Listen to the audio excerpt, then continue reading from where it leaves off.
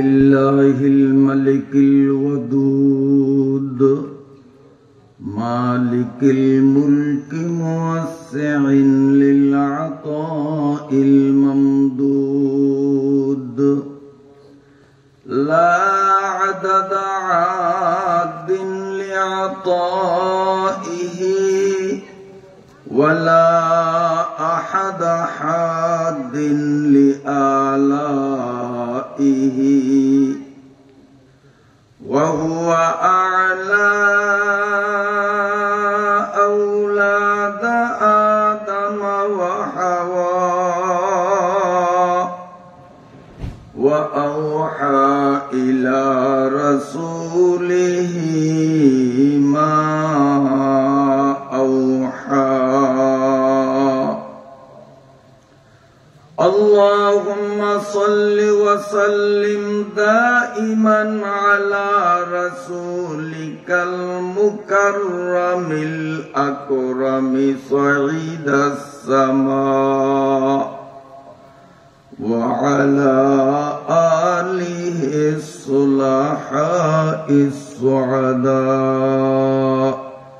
اللهم صل على محمد وعلى آل محمد كما صليت على إبراهيم وعلى آل إبراهيم إنك حميد مجيد اللهم بارك على محمد وعلى آل محمد كما باركت على إبراهيم وعلى آل إبراهيم إنك حميد مجيد أما بعد فأعوذ بالله من الشيطان الرجيم بسم الله الرحمن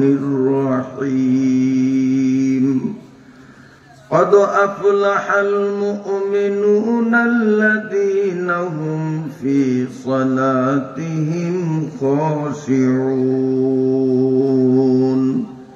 إلى الآخر. وقال النبي صلى الله عليه وسلم كن عالما أو متعلما أو مستمعا أو محبا ولا تكن خامسا فتهلك أو كما قال عليه الصلاة والسلام. দৌলত খান থানাধীন উত্তর দিদারুল্লাহ মহাজন বাড়ির দরজার দারুল উলুম আরাবিয়া হাফিজিয়া কওমিয়া মাদ্রাসার উদ্যোগে 3 দিন ব্যাপী আয়োজিত বার্ষিক তাফসিরুল কোরআন মাহফিলের আজ প্রথম দিনের সমাপনী পর্বের মুহতারাম সদর জলসা উপস্থিত মুহতারাম মুকাররম হযরত উলামা ইকরাম তুলাবায়ে আজিজ সম্মানিত মুরব্বিগণ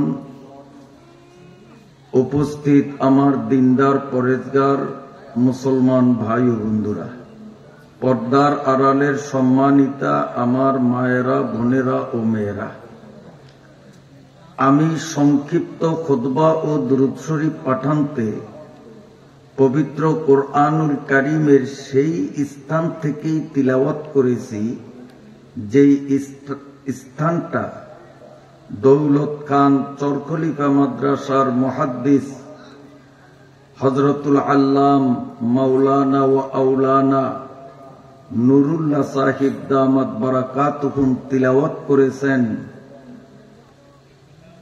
এবং তৎসঙ্গে রাসূল করিম সাল্লাল্লাহু আলাইহি ওয়াসাল্লাম থেকে বিশুদ্ধ সনদে বর্ণিত অসংখ্য বরকতময় হাদিস সমূহ থেকে কেবলমাত্র সেই হাদিসটি আমি পাঠ করেছি যে হাদিসটি অল্পক্ষণ আগে আমার ছেলে আপনাদের সামনে পাঠ করেছিল। আমি লক্ষ্য করেছি যেহেতু তাদের দুইজনের সময়ই সীমিত ছিল, যার কারণে হযরত মাওলানা নুরুল্লাহ সাহেব জবরদস্ত আলেম, খুব বড় মাপের আলেম, টাইটেলের কিতাব পড়ান। সময়ের অভাবে সূরাতু আল মুমিনুনের বিষয়গুলি আমাদের সামনে স্পষ্ট করে তোলার সুযোগ পাননি। আমার ছেলেও আলহামদুলিল্লাহ সময় যদি পেত তাকে 10 মিনিটের কথা বলে পাঠাইছি, তো 10 মিনিটে একটা মানুষ কথা গুছিয়ে বলা এটা আসলেই কষ্টকর। তারপরেও যতটুকুন বলেছে আমি মনে করি অনেক বেশি হয়েছে। সময়ের অভাবে যেহেতু গুছিয়ে বলতে পারিনি, এজন্য আমি নতুন কোনো বিষয় না নিয়ে আমার পূর্ববর্তী 2 জন আলোচকদের অসমাপ্ত আলোচনাকে অল্প সময়ের মধ্যে আমি মোটামুটি একটা সমাপ্তির পথে পৌঁছিয়ে ইনশাআল্লাহ আজকের মাহফিল থেকে বিদায় নিব। আল্লাহ আমাদের কবুল ফরমান। আমি মূল আলোচনা শুরু করার আগে আপনাদের জিজ্ঞাসা করি, আপনারা জানলে উত্তর দিবেন। বাদুর নামে এক ধরনের প্রাণী, পাখি আপনারা কি দেখছেন জীবনে? বাদুর, বাদুর আমার দেখা আর আপনাদের দেখা এক না বেশ কম? আমি যেরকম দেখছি আগে সেটা বলি। আমি দেখছি পৃথিবীর সমস্ত পাখিগুলো গাছের ডালে পা রেখে পায়ের উপরে বসে। একা বাদুর এই বেচারা পা দিয়ে গাছের ডাল পেঁচ দিয়ে মাথাটা নিচের দিকে দিয়ে গোটা শরীরের ওজনটা তার পায়ের উপরে রাখে। আপনারা কেমন দেখছেন জানি না। হ্যাঁ, আচ্ছা, এখন চিন্তা কি করছেন কখনো যে বাদুরিয়ায় এত ব্যাককল কেন? ঠ্যাং দিয়া ডাল পেঁচাইয়া ঝুলিয়া থাকা কত কষ্ট। এই ব্যাককলের ঘরের ব্যাককল অসংখ্য পাখিদেরকে দেখতেছে, দেখে দেখেও তো শিখতে পারতো, এইভাবে বসলে কষ্ট কম হইতো না। কিন্তু তারপরেও সে কষ্টটা কেন করে কোনদিন কি চিন্তা করছেন? অথচ আজ থেকে ১৫০০ বছর আগে আমাদের প্রিয় নবী সাল্লাল্লাহু আলাইহি ওয়াসাল্লাম বলে গেছেন, তাফাক্কারু ফি খালকিল্লাহ, আল্লাহর সৃষ্টি নিয়ে চিন্তা করো, অনেক তথ্য তোমাদের সামনে খুলে আসবে। আমি গাছতলে দাঁড়িয়ে এই বিষয়টা নিয়ে গবেষণা করছি, চিন্তা করছি যে বাদুড়ি এত কষ্ট কেন করে। আলহামদুলিল্লাহ আল্লাহ আমাকে মোটামুটি বুঝ দিছে। আমি বুঝছি এটা যে ছোটবেলায় আমরা গুলিস্তার মধ্যে একটা কবিতা পড়ছি, শেখ সাদি বলেন, গরনা বিনাদ বড় যে সাপারা চশমায়ে আফতাবরাচে গুনা। মানে বাদুরের চৌকে একটা ব্যারাম আছে, সূর্য যখন ওঠে দিনের বেলায় ও চোখে দেখে না। এজন্য কার গাছে কলা ফাঁকছে, এই বাদুরে কলা চুরি করে দিনে না রাত্রে, দিনে না রাত্রে। গৃহস্থে টের পায় না কেলা পাকছে কিনা, বাত্তি হইছে কিনা, কিন্তু বাদুরিয়া রাত্রে ঠিক পায়। ঠিক যেডি বাত্তি হইছে উডি খায়, কাছাড়ি খায় না। দিনে যখন সূর্য ওঠে ওর চোখ অদ্ধ হয়ে যায়, চোখে দেখে না। এই জন্য সূর্যের উপরে বাদুরে খুব খেপা, যে শালার সূর্য তুই উঠলি কেন, তোর কারণেই তো আমি কেলা চুরি করতে পারি না। ওর মনে দুঃখ আছে না? এই জন্য ও গাছের সাথে পা দিয়ে কল্লাটা নিচের দিকে দিয়ে মনে মনে নিয়ত করছে যে সূর্যের একটু লাথি দেখাই, ও যাতে একটু তাড়াতাড়ি ডুবে। আমি ওর এরকম লাথি দেখাইলে আমার ঠ্যাং দেখিয়া ঘৃণায় আজকে তাড়াতাড়ি ডুববে, আমি একটু আগের বাগেই কলা চুরি করার সুযোগ পাবো। এই জন্য সূর্যরে লাথি দেখায়। বলেন তো, ও যে সূর্যরে লাথি দেখায়, এতে কি সূর্য 2 ঘন্টা আগে ডুববো তো আজকে?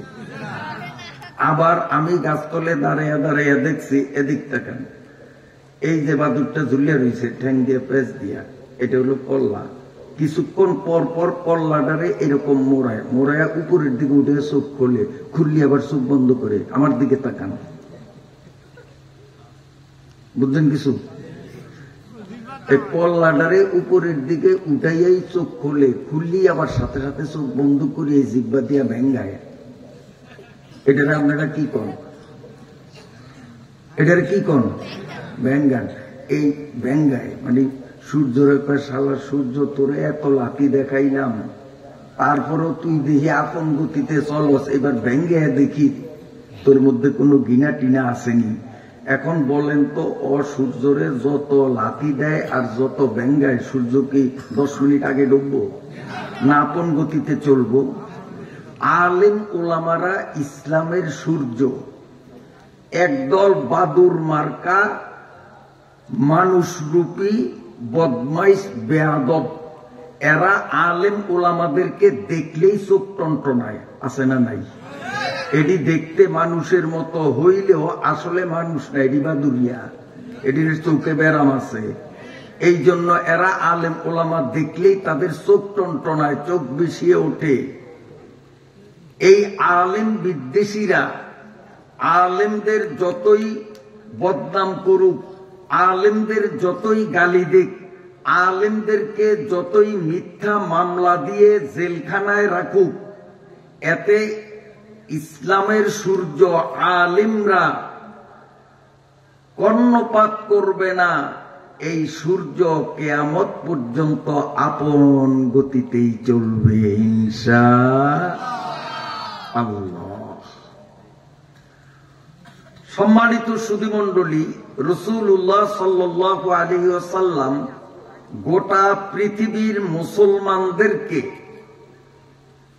মুক্তি পাওয়ার জন্য, কিসের থেকে? জাহান্নাম থেকে। তো যে জাহান্নাম থেকে মুক্তি পায় তার ঠিকানা কি হয়? এই ওয়াজ আমার সাথে আপনারা করতে হবে। যে জাহান্নাম থেকে মুক্তি পায় সে কি পায়? জান্নাত। তো নবীজি সাল্লাল্লাহু আলাইহি ওয়াসাল্লাম বলেছেন, যদি জাহান্নাম থেকে মুক্তি পাইয়া জান্নাতে যাইতে চাও, তা আমি হাতে গয়না কয়টা কর্মসূচি দিলাম, কয়টা নম্বর বলে দিলাম, যে কোনো 1 নম্বরে যদি তুমি থাকতে পারো, 4-এর যে কোনো 1-এ, তো আমি নবীর ঘোষণা তুমি জান্নাতি। আর যদি 4-এর কোনো 1 নম্বরে না থাকিয়া 5 নম্বরে যাও, তো নিশ্চিত তুমি জাহান্নামী। তাহলে জান্নাতে যাইতে হলে আমাকে 1, 2, 3, 4-এর মধ্যেই থাকতে হবে। নবীজির ঘোষণা কি? 1 নম্বর, তুমি ধ্বংসের থেকে বাঁচতে চাও, জান্নাত পাইতে চাও, তো কোন আলেমা, তুমি আলেম হয়ে যাও, আলেম হয়ে যাও। কারণ আলেম হইলেই আল্লাহ পাকের ভয় দিলে আসবে, আল্লাহকে চিনবে, শরীয়ত বুঝবে, শরীয়ত নিজে মানবে, অন্যকে শরীয়ত মানার উপদেশ দিবে। আচ্ছা বলেন তো, দুনিয়ার সব মানুষ মাওলানা হবে, আলেম হবে, এটা কি সম্ভব? এটা সম্ভব? তাহলে অফিস চালাইবে কে? ডাক্তারি করবে কে? হাল চাষ করবে কে? রিক্সা চালাইবে কে? সবার পক্ষে কি আলেম হওয়া সম্ভব? নবীজি কয় 1 নম্বরে সবাই থাকতে পারবে না। ইচ্ছা করলেও 100-তে 100 সবাই যে আলেম হবে এইটা সম্ভব না। নবী কয় আমি জানি, এই জন্য নম্বরটারে আরেকটু নরম করলাম। আও মুতাআল্লিমা, তুমি যখন আলেম হইতে পারলা না, আর যদি ক্ষতির থেকে বাঁচতে চাও, তো এবার সহজ করলাম, তুমি আলেমের ছাত্র হয়ে যাও। তুমি কি হয়ে যাও? আলেমের ছাত্র আবার 2 প্রকার। 1 প্রকার ছাত্র এই মাওলানা আশরাফুল সাহেবের মাদ্রাসায় নিয়মতান্ত্রিক ভাবে ভর্তি হইয়া হাজিরা খাতায় নাম উঠাইয়া রেগুলার মাদ্রাসায় আসে, এরাও আলেমের ছাত্র। এই যে আলেমের ছাত্র না? আচ্ছা বলেন তো, এইভাবে এই গ্রামের 100-তে 100 প্রত্যেকটা মানুষ এই মাদ্রাসায় ভর্তি হইয়া ছাত্র হইয়া পড়াশোনা করবে, এটাও কি সম্ভব? সম্ভব? আদৌ সম্ভব না। স্কুলে পড়তে হবে, নইলে ডাক্তার হবে কে? কলেজে পড়তে হবে, নইলে ইঞ্জিনিয়ার হবে কে? লাগবে না? ইলিশ মাছ ধরতে হবে, নইলে আমরা বাজারে মাছ পাবো কোথায়? তো সবাই মাদ্রাসায় আসিয়া ভর্তি হইয়া আলেমের ছাত্র হওয়া, এইটাও সম্ভব নয়। এই জন্য বিষয়টা আরেকটু সহজ হইল যে যারা 1 নম্বরেও থাকতে পারলো না আর 2 নম্বরে মাদ্রাসায় ভর্তিও হইতে পারলো না, তাদের জন্য বিষয়টা সহজ। বছরে কেবল 3টা দিন মাদ্রাসার মাঠে আলেমদেরকে দাওয়াত দিয়া আনিয়া এলাকার মুসলমানরা কিছু সময়ের জন্য, মাত্র 3 দিনের জন্য অল্প কয়েক ঘন্টা যদি বসে আর আলেমদের মুখ থেকে কোরআন হাদিসের বয়ান শুনে, তাহলেই তো তারাও তো আলেমের ছাত্র হয়ে যায়। এটা আগের চেয়ে একটু সহজ হয়েছে না? যেমন আপনারা সবাই মাদ্রাসায় ভর্তি হওয়া সম্ভব না হইলেও এই এলাকার সব মানুষ মাহফিলে আসা সম্ভব না অসম্ভব? না, পুরা সম্ভব না, তাও অসম্ভব। তার কারণ কিছু মানুষ আছে অসুস্থ, হাসপাতালে শুয়ে রয়েছে, ওই বেড়ায় কি মাহফিলে আসতে পারবে? কিছু মানুষ আছে আজকে ইমার্জেন্সি ঢাকা গেছে, বাড়ি কিন্তু এই মহাজন বাড়িরই মানুষ, কথার কথা ঢাকা গেছে, সে কি মাহফিলে আসে আলেমের ছাত্র হইতে পারবে? ইমার্জেন্সি কাজে বলা গেছে, এখনো বলার থেকে ফিরতে পারে নাই, সে আস্তে আস্তে ওয়াজ শেষ, সে কি আলেমের ছাত্র হইতে পারছে? বিষয়টা তুলনামূলক নরম হইলেও এই নম্বরে অর্থাৎ মাহফিলে অংশগ্রহণ করিয়া আলেমের ছাত্র হওয়া, এইটা কিছুটা সহজ হইলেও 100তে 100 সবার জন্য অসম্ভব, ঠিক কিনা? এই জন্য আল্লাহর নবী বলেন, তুমি মাদ্রাসায় ভর্তি হইয়া নিয়মিত ছাত্র হইতে পারলা না, ওয়াজ মাহফিলেও উজুরের কারণে আসিয়া আলেমের ছাত্র হইতে পারলা না, আমি বিষয়টা আরো সহজ করিয়া দেই, আও মুস্তামিহা, আলেমদের কথা শোনো।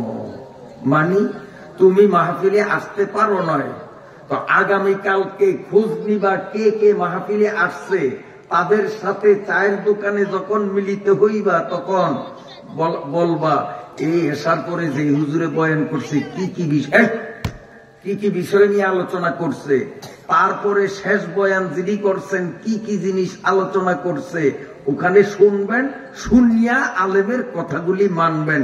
এটা আরো সহজ হয়েছে না? তাইলেই নাজাত পাওয়া যাবে, জাহান্নাম থেকে বাঁচা যাবে। এটা হলো মুস্তামিআন, শুনবেন। কিন্তু রসুল চিন্তা করলেন, আমার সব উম্মত মুক্তি পাওয়ার জন্য আলেম হওয়া যেমন সম্ভব নয়, সব উম্মত নিয়মিত ছাত্র অথবা মাহফিলের ময়দানে আসিয়া ছাত্র হওয়া, এইটাও পুরোপুরি সম্ভব নয়। আও মুস্তামিআন, আলেমের কথাগুলি অন্যদের থেকে শুনিয়া জানিয়া সে মানবে, এইটাও অনেকের পক্ষে সম্ভব না।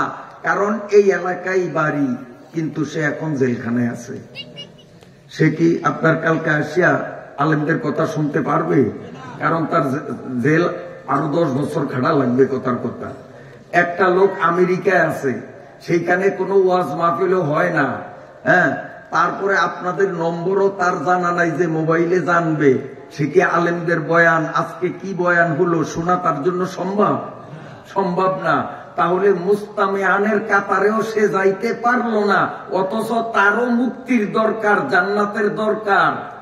এই জন্য নবী কয়বার একবারে লাস্ট নম্বর বললাম, আও মুহিব্বা, তুমি জেলখানায় থাকো আর আমেরিকায় থাকো, পৃথিবীর যেখানেই থাকো, তুমি যদি পরকালে মুক্তি পাইতে চাও, জান্নাত পাইতে চাও, তো তুমি তোমার মন দিয়া আলেমদেরকে মহব্বত করো। এটা সম্ভব না অসম্ভব? একটা কয়েদি জেলখানায় আছে, সে দিলে আলেমদেরকে মহব্বত করতে পারবে না? এখন আমেরিকায় আছে, আজকে ওয়াজে আসতে পারে নাই, সে দিলে মনে মনে আলেমদের মহব্বত করতে পারবে না? আল্লাহর নবী বলেন, লাস্ট হইল দিল থেকে আলেমদেরকে মহব্বত করো। এই 4 নম্বরের কোন 1 নম্বরে আমার যেই উম্মত থাকবে, সে জাহান্নাম থেকে মুক্তি পাবে, জান্নাত তার নিশ্চিত। আর যদি 4-এর পরে 5 নম্বরে যায়, অর্থাৎ আলেম দেখলে চোখ টনটনায়, আলেমের দোষ তালাশ করে, নবী বলেন এইটা নিশ্চিত জাহান্নামী। তো আমরা অন্তত 3 নম্বরে না থাকলেও 4 নম্বরে থাকবো, অর্থাৎ দিল থেকে আলেমদেরকে মহব্বত করব। রাজি আছেনি সবাই? রাজি আছেনি? হাত উঠান লাগবে না শীতের মধ্যে, শীত আজকে বেশি। আলহামদুলিল্লাহ, সম্মানিত হাজিরিন, হযরত মাওলানা নুরুল্লাহ সাহেব কোরআন শরীফের 18 নম্বর পারার 1 নম্বর সূরা সূরায়ে আল মুমিনুন থেকে 10টা আয়াত তিলাওয়াত করছেন। আমি ভূমিকা ছাড়াই সে আয়াতগুলোর বিষয়ভিত্তিক আলোচনা আপনাদের সামনে অল্প সময়ের মধ্যে রাখার চেষ্টা করি। আল্লাহ আমাদেরকে তৌফিক দান করেন।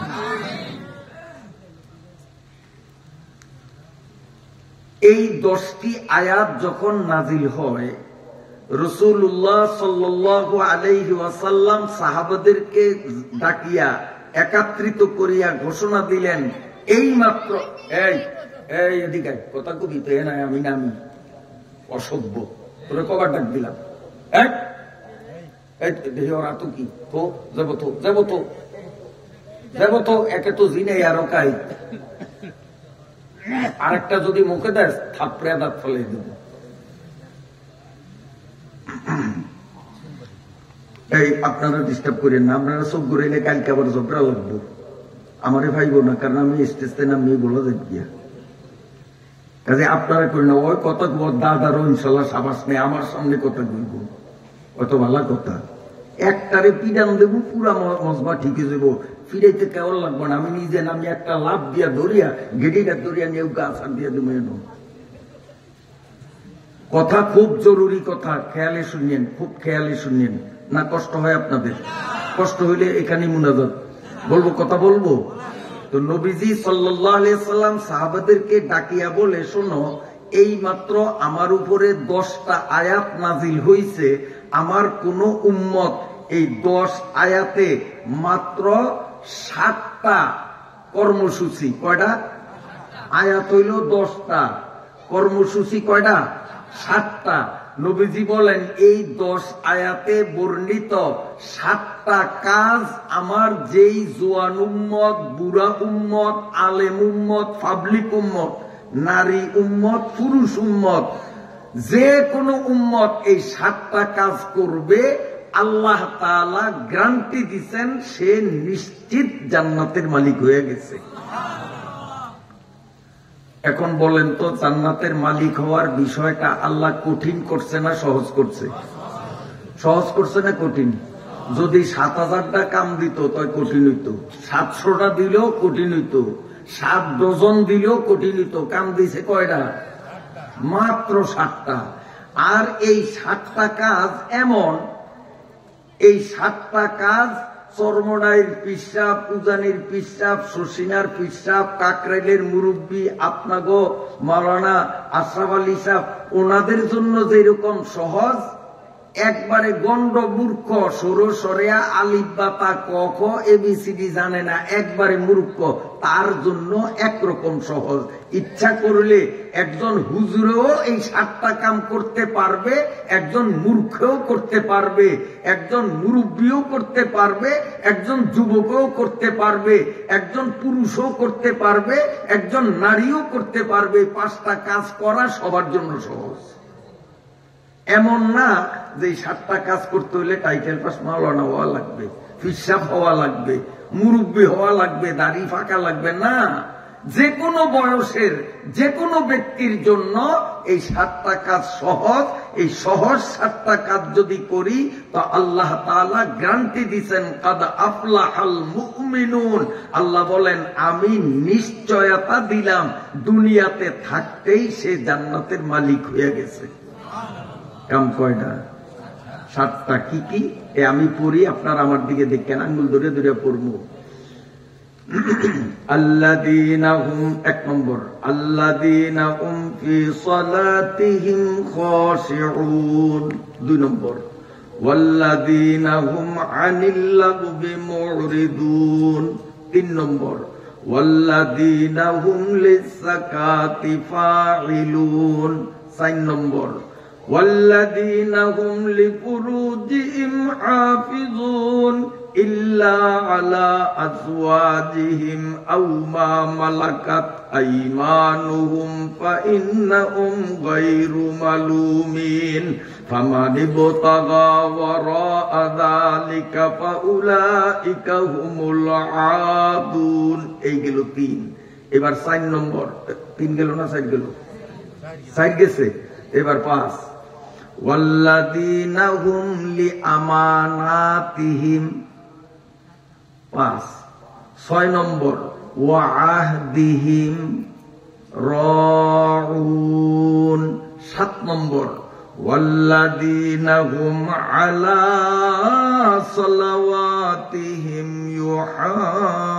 يحافظون সুবহানাল্লাহ। এই 7টা পয়েন্ট। এবার আসেন আরবি দিয়া বলছি, এবার বাংলা দিয়া বলি। এই 7টা জিনিসকে আল্লাহ শুরুও করছেন সালাত দিয়া, শেষও করছেন সালাত দিয়া।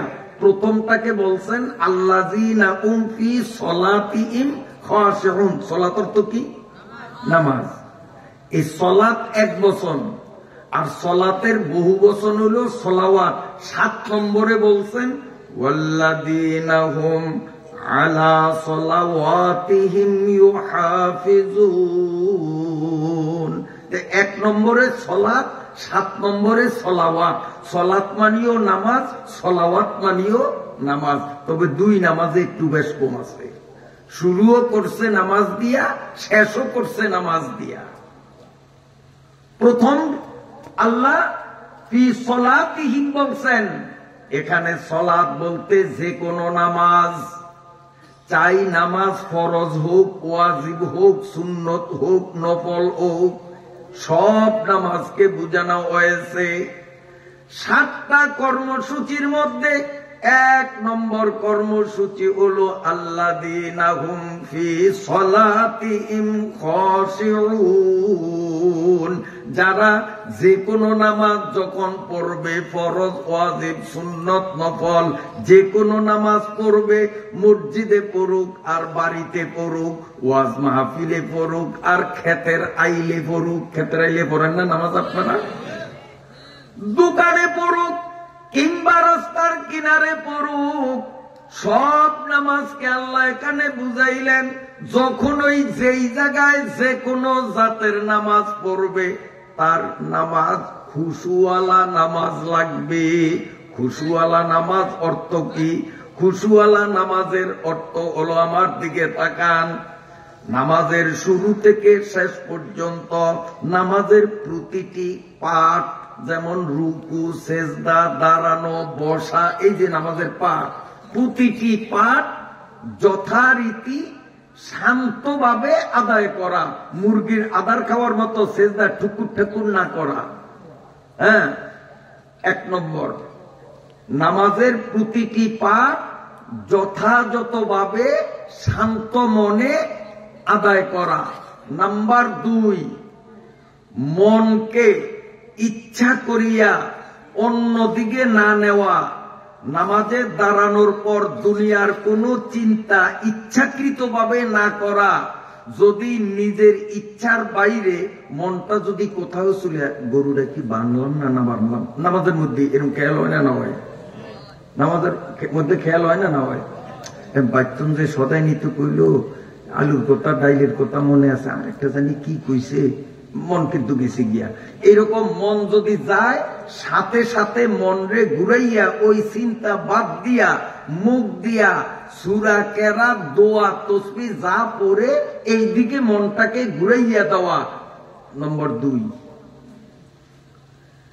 নাম্বার 3, সূরা কেরাত, দোয়া যা পড়ে জিহ্বাও নড়তে হবে, ঠোঁটও নড়তে হবে, অন্তত এতটুকু আওয়াজ হইতে হবে যেন নিজের আওয়াজ নিজের কানে পৌঁছায়। আবার বলি, 1 নম্বরে, কথাগুলো খুব জরুরি, 1 নম্বরে নামাজের প্রতিটি পাঠ শান্তভাবে আদায় করা। নাম্বার 2, মন ইচ্ছাকৃতভাবে নামাজের বাহিরে দুনিয়ার দিকে না ফিরানো।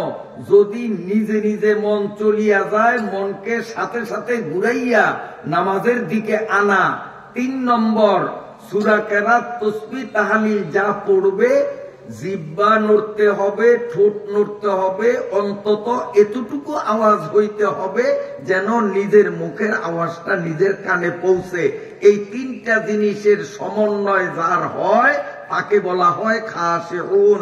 তাই আল্লাহ বলেন জান্নাতে যাইতে যেই 7টা কাম, তার মধ্যে 1 নম্বর কাম, তুমি যে কোনো নামাজ, ফরজ, ওয়াজিব, সুন্নত, নফল, যে কোনো নামাজ মসজিদে পড়ো, বাড়িতে পড়ো, বিলে খালে পড়ো, যেখানেই তুমি পড়ো না কেন, তোমার নামাজটা খুশু মার্কা নামাজ হওয়া লাগবে, অর্থাৎ এই 3 গুণ বিশিষ্ট হওয়া লাগবে। কিন্তু আমাদের অবস্থা হলো কি, যদি পিসাবের পাশে জৈনপুরে পিসাব হুজুর দাঁড়াইছে, এই আমি দাঁড়াইছি, ওরে আল্লাহ আমার নামাজটা কত সুন্দর। আর যদি আমি একা একা নামাজ পড়ি, তো মুরগি আদার খাই যেইভাবে রুকু সেজদা দেই ওইভাবে, ইও ঠিক না বেটি? হ্যাঁ, সরমনের পিসাব এই দাঁড়াইছে, আমি তার পাশে দাঁড়ামু, গামছা গায়ে দিয়ে কি ওনার পাশে দাঁড়ামু নামাজে? পাঞ্জাবি গায়ে দিমু না দিমু? কিন্তু একা একা যখন নামাজ পড়ি, কেউ নাই, গামছাও নাই, টুপিও নাই, বিনা টুপি, আল্লাহু আকবার, পড়ি না পড়ি? এরপরে একা একা নামাজ পড়লে ঠুকুর ঠাকুর রুকু সেজদা করি। হ্যাঁ, আর মানুষের সামনে নামাজ পড়লে মোটামুটি একটু ধীর স্থির ভাবে আমরা পড়ি, তাইলে এই নামাজ খুশুওয়ালা নামাজ হবে না, 1 নম্বরই আমি বাদ, জান্নাতে মালিক হইতে পারলাম না। এই জন্য নামাজ একা পড়ি, জমাতে পড়ি, মসজিদে পড়ি, বিলে খালে পড়ি, ফরজ পড়ি, ওয়াজিব, সুন্নত, যে কোনো নামাজ পড়ি, আমার নামাজের মধ্যে 3টা গুণ থাকতে হবে। আল্লাযীনা হুম ফি সালাতিহিম খাশিউন, 3টা গুণ যদি থাকে তাহলে আমি খাশি অন্তর্ভুক্ত হব। 1 নম্বর হলো নামাজের কাজগুলো আমি শান্তভাবে করব। 2 নম্বরে মন ঘুরাইয়া ফিরাইয়া নামাজের মধ্যে রাখার চেষ্টা করব। 3 নম্বর কাম হলো আমার সূরা কেরাতের আওয়াজ যেন আমার কানে আসে, অন্তত এদ্দুর আওয়াজে পড়তে হবে। অনেক মুসল্লিদেরকে আমার নিজের চোখে দেখছি, আমার দিকে তাকান, আমার ঠোঁটের দিকে চাই, ঠোঁট লড়ে, আমার নিজের চোখে দেখছি বহুত মুসল্লি করে, কারণ সুন্নত যখন পড়ে তখন তো চাই, কাইনিবামে চাই, তখন দেখছি ঠোঁট লড়ে না, মনে মনে পড়ে। মনে মনে পড়লে তার নামাজ হবে? হবে না। নামাজের মধ্যে কেরাত পড়া ফরজ না সুন্নত? এই নামাজে কেরাত পড়া ফরজ না সুন্নত? কথা বলেন। ফরজ। নামাজ ফরজ হোক, ওয়াজিব হোক, সুন্নত হোক, নফল হোক, আল্লাহু আকবার বলিয়া যখন নামাজ শুরু করলাম, ওই নামাজ নফল নামাজও যদি হয়, কেরাত পড়া কিন্তু আমার ফরজ। আর কেরাত পড়া ফরজ, এই ফরজ আদায় হওয়ার জন্য আমার জিহ্বাও নড়তে হবে, ঠোঁটও নড়তে হবে, আওয়াজও হইতে হবে, তাহলে এইটা হবে পড়া। আর যদি চুপ করিয়া আমি 30 পারা কোরআন সবটাই যদি মনে মনে পড়ি, ওইটা পড়া হয় না, ওইটা হয় কল্পনা। কাজী কেরাতের কল্পনায় নামাজ হয় না, কেরাত পড়তে হয় নামাজ হওয়ার জন্য। কথা বুঝিতে পারলাম? আমার ভাইরা বাবাজিরা, 1 নম্বর কাম আল্লাযীনা হুম ফি সালাতিহিম খাশিউন, 3 গুণ বিশিষ্ট নামাজ পড়া 1 নম্বর কাম। 2 নম্বর ওয়াল্লাযীনা হুম আনিল লাগবি মুরিদুন।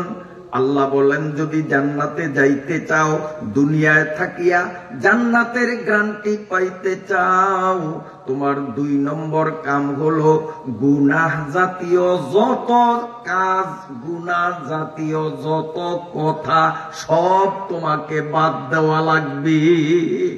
ওয়াল্লাযীনা হুম আনিল লাগবি মুরিদুন। কিন্তু আমাদের অবস্থা হলো আমরা 5 ওয়াক্ত নামাজ তাকবীরে উলার সাথে পড়ি, অনেকে ইশরাক, আওয়াবিন, তাহাজ্জুদ পর্যন্ত পড়ি, কিন্তু তারপরেও আইল খেলার অভ্যাস আছে, হয়তো আপনাকে গ্রামে নাই, আসেনি? তারপরে নাতিনের বিয়া, বলে নাতিন কইলাম কা, কারণ আমার সামনে যারা সব বুড়া মুরব্বী আর আছে কিছু নাবালেক পোলাপাইন, জোয়ান করে দেখি নাই আমার জীবনে।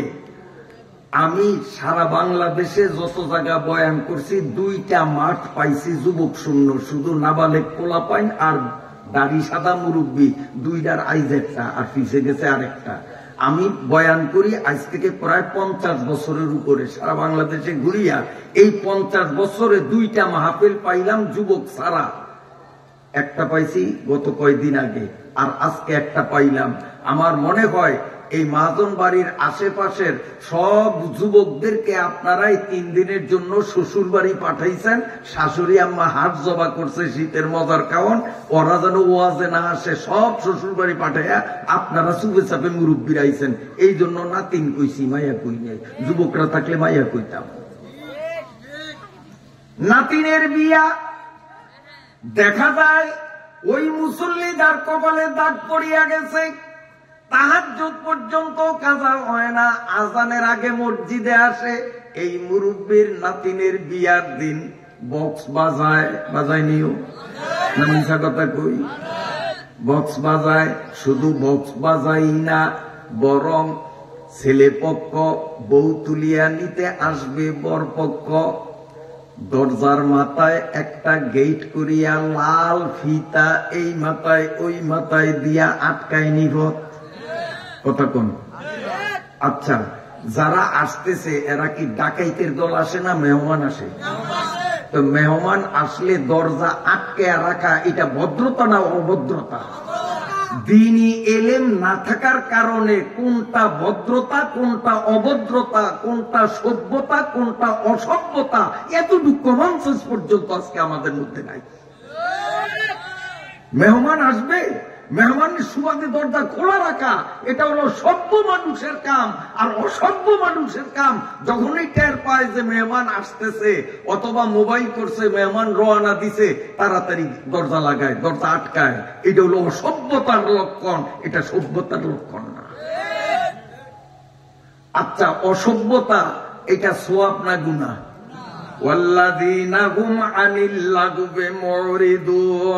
আল্লাহ বলেন তুমি শুধু খুশুওয়ালা নামাজ পড়লেই হবে না, যত ধরনের গুনাহ আছে সব গুনাহ বাদ দিতে হবে। এই সমস্ত গুনাহগুলির মধ্যে বিয়া বাড়িতে বক্স বাজানো একটা গুনাহ, এইটাও বাদ দেওয়া লাগবে।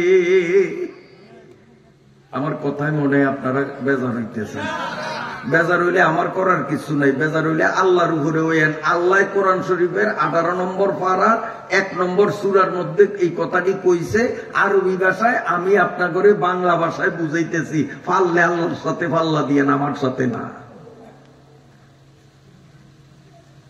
এই যে বক্স বাজায়, গান গায়, এটার মধ্যে ডোল বাজায় নিও, ডোল বাজায় না? ডোলে কি কয়? ডোলে কি কয়? এই যুবকরা ভালো করিয়া শোন, আইসস তো কম, যেই কটা আইসস কান খুলিয়া শোন, কান পাতকে খেয়াল করিস, আমি কইয়া যাই। ডোলে কয় জাহান্নাম জাহান্নাম জাহান্নাম জাহান্নাম, ডোলে কয় জাহান্নাম। তো আরেকটা আছে না আপনার, ওই যে এরকম ঘষা দেয়, ঘষা দিলে কয় প্যা পু প্যা পু। আবার আরেকটা আছে হারমোনিয়াম, ওইটা না হইলে হারমোনিয়ামের আঙ্গুল দিয়ে টিপে এরকম ওই সুইচ টিপ দিলেই ওইটা প্যা পু প্যা পু আওয়াজ হয়নি? তোরা কোনো প্যা পু, আসলে প্যা পু কয় না, ওইটা এ না জাহান্নামও কয় না। ডোলে কয় জাহান্নাম জাহান্নাম, আরে হারমোনিয়াম বা সারিন্দা এইটা কয় কয়জন কয়জন, মানে জাহান্নামে কয়জন যাইব। আর আরেকটা বাদ্য আছে, দুই হাতে 2টা পিতলের বাড়ি লইয়া এরকম পিড়ে আর আওয়াজ শোনা যায়, কেন কেন কেন কেন কেন কেন কেন কেন কেন কেন কেন, মানে এটারে কি কয়? এই বলার নাম কস্তাকা, অন্ডরে কয় না, খুন্দুরা। খুন্দুরা, খুন্দুরায় কি কয়? কেন কেন কেন কেন কেন কয় না, খুন্দুরা কয় তিনজন তিনজন তিনজন তিনজন তিনজন তিনজন তিনজন। জাহান্নামে কয়জন? 3জন। এই 3জন কে কে? 3জন মধ্যে 1 নম্বর হইল ওই নামাজি মুরব্বী যার গাল ভরা দাড়ি, নামাজ পড়তে পড়তে কপালে দাগ পড়িয়া গেছে, তাহাজ্জুদ আউয়াবিন ইশরাক করে আজানের আগে মসজিদে যায়, কিন্তু এই মুরব্বীর বাড়িতে যে আজকে এই বক্স বাজাইতেছে বিয়া বাড়িতে, তারপরে বিয়া দিলে 3-4 মা হইতো, বিয়া হয় নাই দিকে এখনো হয় নাই, এইরকম বয়সী মেয়েদেরকে উলঙ্গ অর্ধ উলঙ্গ করিয়া ওই গেটের মধ্যে পরপুরুষের সাথে ইয়ারকি মস্কারি করার একটা সিস্টেম আমাদের দেশে আছে না নাই? তো যেই মুরব্বীর বাড়িতে এইগুলি চললো আর মুরব্বী এইগুলি বন্ধ করার জন্য কোনো পদক্ষেপ গ্রহণ করিল না, এই 3 জনের মধ্যে একজন হইল ওই মুরব্বী, নামাজ পড়িয়াও জাহান্নামে যাওয়া লাগবে। কেন সে বাধা দিল না? 2 নম্বর, যেই যুবকরা ভোলায় যাইয়া এই বাদ্যযন্ত্রগুলো ভাড়া করিয়া গাড়ি ভাড়া দিয়া আনছ, 2 নম্বরে তুমি। 3 নম্বরে হলো যেই সমস্ত দর্শকরা গান কান লাগাইয়া শুনলো, গান শুনিয়া বলে তাল উঠছে, মজা লাগে, সেও জাহান্নামী, সেও জাহান্নামী। এই জন্য আমার আল্লাহ বলেন সূরা আল মুমিনুনের 10টি আয়াতের মধ্যে 7টা কর্মসূচি দিলাম। যদি আমার কোন উম্মত এই 7টা কর্মসূচি মানতে পারে, আমি আল্লাহ গ্যারান্টি দিলাম কাদ আফলা আল মুমিনুন, সে মরার আগে দুনিয়াতে থাকতেই জান্নাতের মালিক হয়ে গেল। এই 7 কামের 2 নম্বর কাম হলো والذين هم عن اللغو معرضون। শুধু নামাজ পড়লেই হবে না, সব ধরনের পাপের কথা, পাপের কাজ ছাড়া লাগবে। পাপের কথা কোনটা? গালিগুলাজ। গালিগুলাজ পুরুষেরাও করে, নারীরাও করে, তবে তুলনামূলকভাবে আমার জানা মতে পুরুষের চেয়ে মহিলারা মুখ খারাপ বেশি করে। গোলামের ভূত গোলাম, দোয়ার ভূত দোয়া, নোয়ারের ভূত দোয়া, ঠাডা পড়ুক, কলেরা ধরুক, হাঁচিয়ারে ধরুক, পিড়ায় ধরুক, এই সমস্ত কথাগুলি পুরুষেরা বেশি কয় না মহিলারা বেশি কয়? হ্যাঁ, পুরুষেরা কয় শুয়োরের বাচ্চা, হ্যাঁ, তারপরে হারামজাদা, আবার আরেকটা কয় এটা আমি বানান করিয়া দেই, মিলাইতাম পারুম না, আমার শরম করে, খয়াকার খা, দৈন্তান্ন কয় দীর্ঘিকার র, হেয়ার পরে কয় বাচ্চা, এইরকম শব্দ কইয়া গালি দেয় কি দেয় না পুরুষেরা? আমরা বলতে না ভাই যে মিলিয়ে লয় না, আমি বানান করিয়া দিছি, মিলাইতে আমার শরম লাগে। ক্বালা রাসূলুল্লাহ সাল্লাল্লাহু আলাইহি ওয়াসাল্লাম সিবাবুল মুমিনি ফুসুক ওয়া কিতালুহু কুফরুন। আল্লাহর পয়গম্বর বলেন, ও উম্মতেরা, গালি দিও না, মুখ খারাপ করিয়া গালি দিও না। কেউ তোমারে গালি দিলে প্রতি উত্তরে তুমি পাল্টা গালি দিও না। তার কারণ কেউ যদি কোনো মুসলমানরে গালি দেয়, যারে গালি দিল তার কিছু আসে যায় না। যে গালি দিল ইমানদারের লিস্টির থেকে তার নামটা কাটিয়া মুনাফিকের লিস্টিতে তার নাম লেখা হবে। সে ফাসিক হবে। সিবাবুল মুমিন ফুসুকুন, মুসলমানকে গালি দেওয়া এটা ফাসিকি কাম। আর জান্নাত পাইতে হইলে ফাসিকি কাম বাদ দিতে হবে। ঘুমে ধরছে নিয়ম নেব, একটু নোয়াখালী তুন ঘুরিয়ে নিয়ম নেব, ঘুমটা দৌড়ানোর বিদ্যা রান্না ফোলা পাইনে পরীক্ষার আগে পরে ঘুমে ধরলে বাইরে আইয়ে একটু আটকে উঠতে লয় না, আমরা করে একটু আগে আনি নোয়াখালী তুন ঘুমটা দৌড়াই। নোয়াখালী এক বুড়িয়ায় শীতকালে খাজুর গাছ কাটে, সকালবেলা ফজরের পরে গাছের আঘাত উঠিয়া ছায়া দেখে যে মাশাআল্লাহ হারি হুদা। কেউ আমাকে বলে হতো এখন খাজুর গাছ নাই, এক সময় ছিল, এরকম ঘটনা বলাই ঘটছে নি? তোরা কবি কি বেটা মুরব্বীরা কোক এরকম ঘটছে না? না ঘটছে। বিয়ালে গাছ কাটতে আইছেন, বেয়ানের কালে যায় দেন হারি হুদা, বিলের মধ্যে নাস্তা খাইছে। অহন এই খাজুর গাছও নাই, নাস্তা খাওয়ানোই নাই। তবে গৃহস্থের ক্ষোভ ভাঙ্গিয়া আর চুরি করিয়া বিলের মাঝে অথবা বাগানের কিনারে পিকনিক খাওয়া ফাটি আছে না নাই? এইটা সবের কাম না গুনার কাম? এগুলিও বন্ধ করতে হবে যদি জান্নাতে যাইতে চাও। বেজার হয়েছেন নি? ওই বেড়ায় খাজুর গাছ কাটছে, বেয়ানি উঠে দেয়, রস নাই, চোরে সব লইয়া গেছে। কিন্তু চোর হইল শিক্ষিত চোর। দোনালি ফরিয়া, দোনালি বুঝছেন নি? হ্যাঁ, দোনালি একটা ফরিয়া। হামবাবু রাস্তার বয়ে খাড়িয়ে রয়েছে, বুড়িয়ায় গাছের আঘাত উঠিয়া এককারে চোরার মা বই 14 গোষ্ঠীরে হুইল পাউডার দিয়া ধুইতে আছে আর নামতে আছে। কারণ বুড়িয়ার মনে কত কষ্ট, বুড়া মানুষ এত কষ্ট করিয়া আর গাছ কাটছে, বেনে দেয় আরই হুদা, মনে কষ্টায় না? এখন বুড়িয়া যে গাইয়ায়, গাই তো চোরার দিলও লাগতে আছে, কিন্তু চোরাই প্রতি উত্তর করতে পারে না। কারণ যদি প্রতি উত্তর করে তত ধরা খায় যে তুই রস চুরি করছ, নাহলে তোর গাও লাগছে কা, ধরা খায় না? এই ডরে কইতেও পারে না, সইতেও পারে না। সবর করিয়া দিনদারে পার করছে, করিয়া পরের রাইত আবার সে খাজুর গাছে উঠিয়া রস চুরি করিয়া, চোরা তো শিক্ষিত চোর, মাটির চাক লইয়া উঠছে, উঠিয়া আরির পাশার মধ্যে কবিতা লিখছে বাংলায়। কি? গালাগালি করিও না, রস নিয়াছি আমি, কবিতা লিখছে। কারণ চোর হয় শিক্ষিত চোর। আমাদের দেশে ফেডের দায়ে কেলা চুরি, মূলা চুরি, আলু চুরি করে এগো কঠিন বিচার হয়, কিন্তু শিক্ষিত চোরারা কলমের খোসায় জাতীয় সম্পদ কোটি কোটি টাকাকে আত্মসাৎ করে, তার কিন্তু সঠিক বিচার যাতে আমরা পাইতেছি না। কথা ঠিক না বেঠিক? বড় চোর শিক্ষিত চোর, ওইটাও শিক্ষিত চোর। এই শিক্ষিত চোরাই কবিতা লিখছে, গালাগালি করিও না, রস নিয়াছি আমি। এক লাইন। দ্বিতীয় লাইনে, গালাগালি করলে বুইরা আগামী দিন হাড়ি ভাঙব আমি। ইতি মিস্টার রসচোরা, নিচে লিখছে ইতি মিস্টার রসচোরা। গালাগালি করবেন না। বিশেষ করে আমি আমার মা বোনদেরকে বলবো, আপনারা কিন্তু আসলে মুখ বেশি খারাপ করেন, রাগ করিয়েন না, বাস্তব কথা বলি।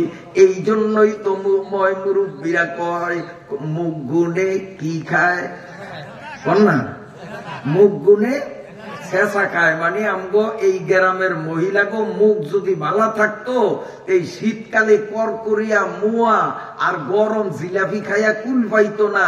ওই যে মুখ খারাপ, স্বামীরে গোলামের ভূত, গোলাম দোয়ার ভূত দোয়া কয়, এই জন্য মুখ গুনে শেষাও খায়।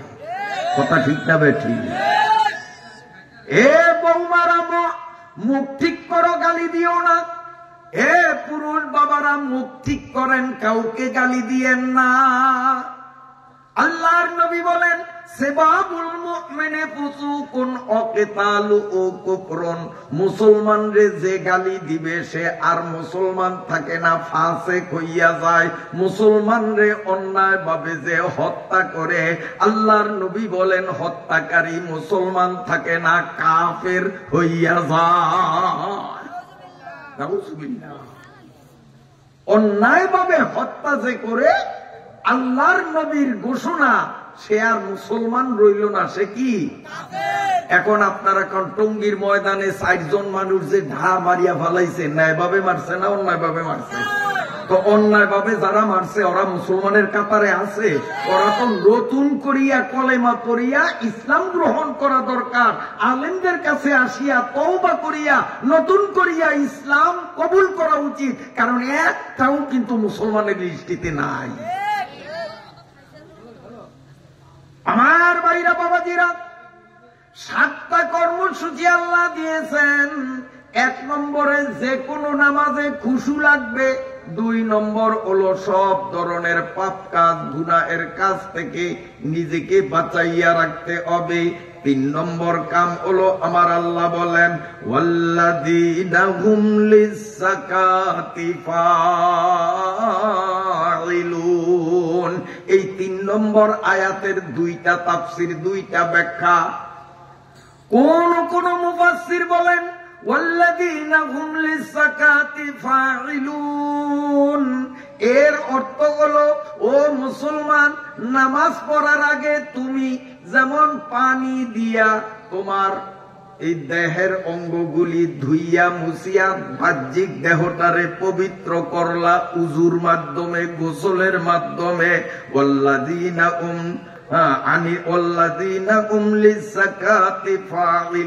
শুধু উযু আর গোসল দিয়া তোমার শরীরের উপরি বা পাক করলেই চলবে না, তওবা ইস্তিগফারের মাধ্যমে তোমার অন্তরটাকেও পরিষ্কার করা লাগবে। এক ব্যাখ্যা হলো ওয়াল্লাযীনা হুম লিযাকাতি ফাইলুন, তওবা এবং ইস্তিগফারের মাধ্যমে প্রত্যেক মুসল্লি নিজের অন্তরটাকে ধুইতে হবে, পাক করতে হবে। আমার আল্লাহ বলেন, আমার বান্দা আমার বান্দি যত বড় পাপ করুক না কেন, সে যদি মন থেকে আমি আল্লাহর কাছে মাপ চায়, বান্দার মাপ চাইতে দেরি, আমি আল্লাহ তারে ক্ষমা করতে দেরি হয় না। শুধু ক্ষমাই করি না, আল্লাহু ইউহিব্বুত তাওয়াবিন, আল্লাহ বলেন আমি তারে আমার বন্ধুদের লিস্টিভুক্ত করি। সুবহানাল্লাহ, সুবহানাল্লাহ। শুধু তাই নয়, আমার আল্লাহ বলেন পবিত্র কুরআনুল কারীমের মধ্যে, ফাউলাইকা ইউবাদদিলুল্লাহু সাইয়্যাতিহিম হাসানাত।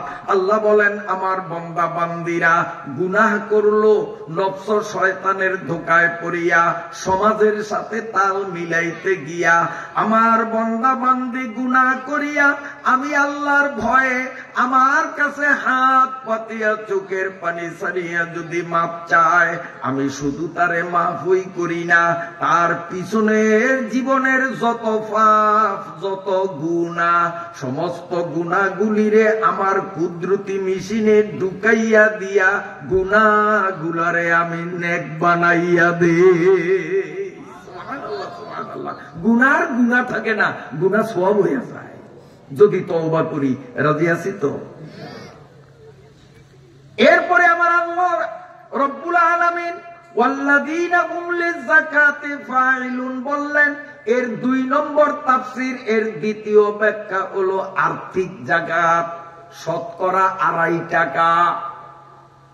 যাদের সম্পদ আছে, বর্তমানে নিজের নিত্য প্রয়োজনীয় জিনিসপত্র, সংসারিক খরচ বাদে কেবল 50,000 টাকা যার কাছে জমা থাকবে, ভালো করিয়া শোনেন, নিজের বসতঘর, ব্যবহারী জিনিসপত্র এবং দৈনন্দিনের বাজার খরচ, এগুলো বাদ দিয়া অতিরিক্ত 50,000 টাকা যার মালিকানায় থাকবে, যদি এই 50,000 টাকার বয়স 1 বছর পূর্তি হয়, 100 টাকায় 2.5 টাকা যাকাত তার দেওয়া ফরজ।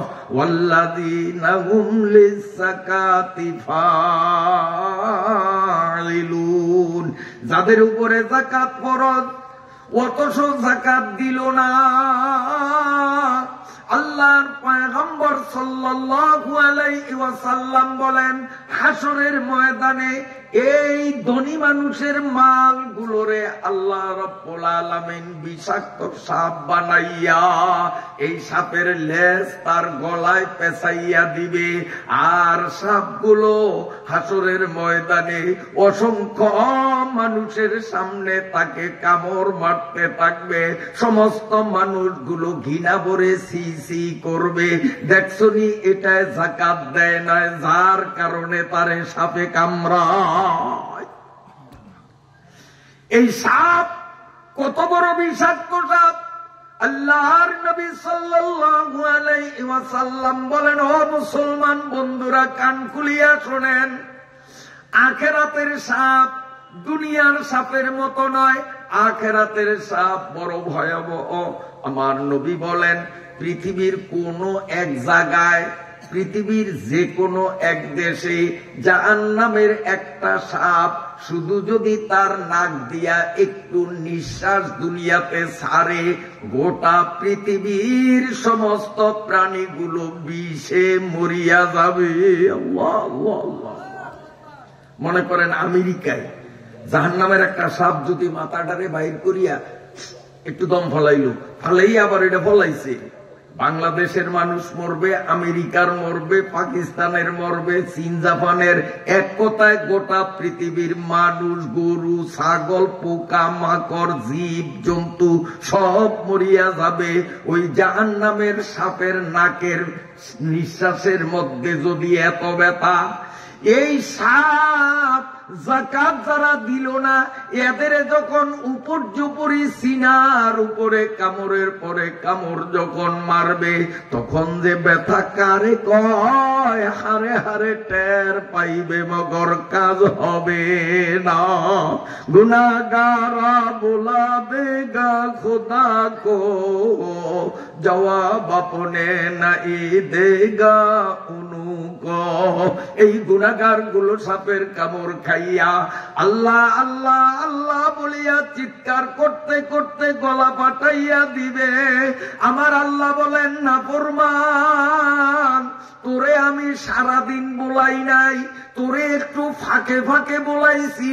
ফজরে ডাকছি, জহুরে ডাকছি, আসরে, মাগরিবে, এশায়, 24 ঘন্টা মাত্র 5 বেলা একটু সময়ের জন্য বলাইলাম, আসলি না।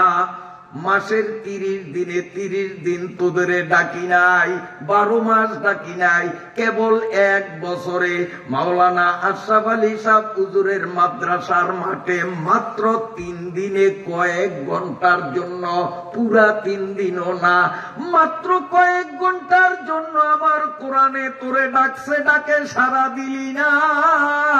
আজকে জাহান্নামের সাপের কামড় খাইয়া আমারে যত ডাকন ডাকো, আমি আল্লাহ তোর ডাকে সারা দেব না।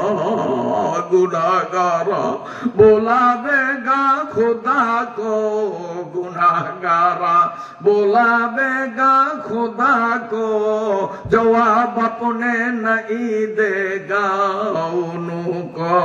हमारी नान तुमने खाया, हमारी ना रोने मत तुमने खाया, दोरी दुनिया हुकुम किसका बजाया।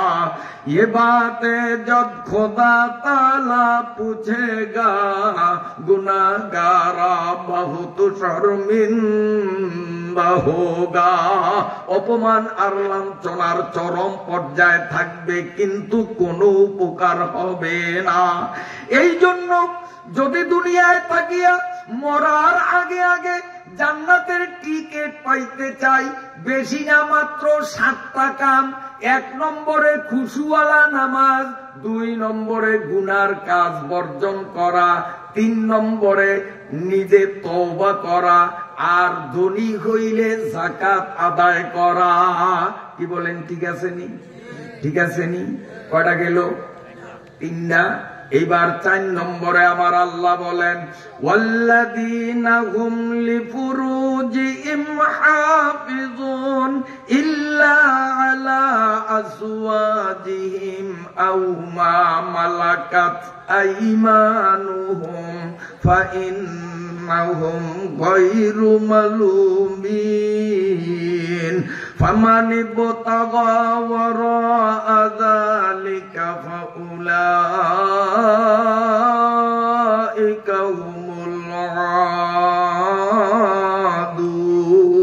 এই হলো 4 নম্বর। কইতাম নি, আসলে আপনার কষ্ট হয় মনে হয়। 7টার 7টা শুনতে রাজি আছেন আপনারা? তো 7টার 3টা গেছে, এখন 4ও ঢুকছে, আর সামনে আছে কয়টা?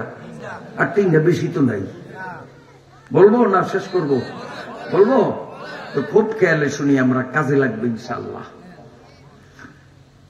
এবার 4 নম্বরে আল্লাহ বলেন, জান্নাতের টিকিট মরার আগে আগে দুনিয়ায় নিশ্চিত যদি করতে চাও, তো 4 নম্বর কাজ হলো তোমার সতীত্ব রক্ষা করতে হবে, লজ্জাস্থানকে হেফাজত করতে হবে। লজ্জাস্থানকে হেফাজত করতে হবে। ইল্লা আলা আজওয়াজিহিম, তবে বৈধ স্বামী বৈধ স্ত্রীর কাছে সেখানে হেফাজত নাই, ব্যবহার করতে হবে। কারণ বৈধ স্বামী তার বৈধ স্ত্রীর সাথে যদি তার যৌনাঙ্গ ব্যবহার করে, আমার নবী বলেন এতিম মিসকিন গরিবরে দান করলে যেই সওয়াব, স্বামী স্ত্রীর মধুর মিলনে দুজনে সদকার সওয়াব পায়, সেখানেও সওয়াব।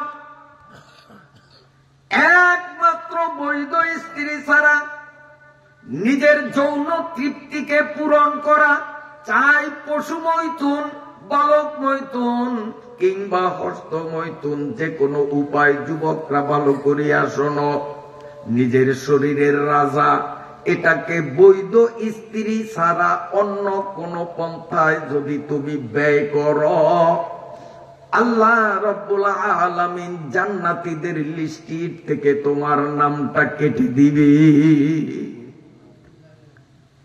এই যৌনাঙ্গ হেফাজত করতে গেলেই আমাদের পর্দা মানতে হয়, ঠিক না বেঠিক?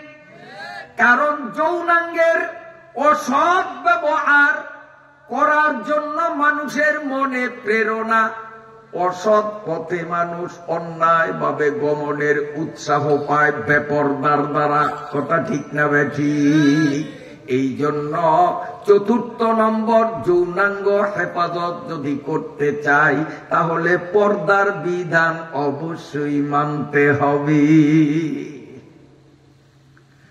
আচ্ছা, এখন মহিলারা প্রশ্ন করতে পারে, হুজুর আমরা যদি বোরকা টোরকা না পরি, গায়ে মাথায় কাপড় না দেই, ছোটকালে নুরানি কায়দায় পড়ছি লামখালি মিমখালি নুনের উপর এক নোক্তা, আর এখন রোডে ঘাটে বাজারে শহরে অফিসে মিটিংয়ে বিয়া বাড়িতে গেলে দেখা যায় ফেটখালি ফিটখালি কপালেতে কয় নোক্তা, সত্য না মিথ্যা? এখন মহিলারা যদি প্রশ্ন করে যে হুজুর আমরা যদি ল্যাংডা ফোংডা হয়েও নামি, আমরা তো রাস্তায় কোনো পোলাপাইনের সাথে হাতাহাতি করি না, ইয়ার কি দেই না, কেউর দিকে এরকম চাই না, চোখ টিপ দেই না, আমরা নিচের দিকে চাই আটকে যাই, বখাটে পোলাপাইন যদি আমগো দিকে চাই তো অগোফা কইব আমগো কি দোষ? এরকম প্রশ্ন করলে করতে পারে না তারা? তাকে অনেক প্রশ্ন থাকতে পারে যে আমরা তো কেউর লোকে একটু গা ঘেঁষা দেই নাই, ইয়ার কি করি নাই, শীষ দেই নাই, খালি একটু বিনা বোরকায় আটকে গেছে, তা আমগো দিকে যে চাইছে তার পাপ হইব, আমগো পাপ হইব। আমি তাদের উদ্দেশ্যে বলি, এখন তো কচ্ছপ আমাদের ভোলায় এক পর্যায়ে বিলুপ্ত বললেই চলে, এক সময় কচ্ছপ আছে, এখন আছে নার মতো, খুব কম। মুরব্বীরা বুঝবেন বালা, কচ্ছপ দেখছেন না? গোসল করতে পুকুরে নামতাম, খালি চড়ার তলে কচ্ছপ পড়তো, জাল মারতাম পুকুরে মাছ ধরার জন্য, মাছ যা উঠতো তার সে কচ্ছপ কম উঠতো না বেশি উঠতো? হ্যাঁ, এই সারালিয়ারা খাইতে খাইতে একটা বংশ নির্বংশ করে দিছে। এই কচ্ছপ গুলি আমি দেখছি, আপনারা খুব খেয়ালে শোন, আমার চোখে দেখা, আমরা তখন এই অগমতের ছোট, তখন দেখতাম কচ্ছপে ওই যে পুকুরের মধ্যে সোপ, আপনারা সোপ কন না কি কন, গাছের ডাল যে ফেলায় মাছের দেয় সোপ, এই সোপ কিছু অংশ পানির তলে কিছু অংশ পানির উপরে, তো কচ্ছপ ওই সোপের উপরে দেখতাম বইয়া এরকম চায়, কেলার মুরাত থাকতো, কেলা গাছের উঠবে না, কেলার মুরাত, কেলা গাছের গোড়াত, এটি আমি দেখতে কই, আন্দাজে কই না, এই কেলা গাছের গোড়াত বইয়া, বুঝেন কিছু বুঝেননি, এক দৃষ্টিতে চায়। তা আমরা তো ছোট আছিলাম, আমরা মনে করতাম এইটা শীতে ধরছে, এইটা রোদ হয়, তো শাক মারতাম, শাক মারলে টুক বুড়িয়া পানির ডুব দিত, কতক্ষণ পরে আবার উঠতো, তা আমরা দেখলে আবার শাক মারতাম। অহংসানা বুঝি কচ্ছপের কি আবার শীত গরম আসেনি, ওর জন্ম থেকে মরণ পর্যন্ত বসবাস করে পানিতে, ওর কি রোদ ভুয়ান লাগেনি?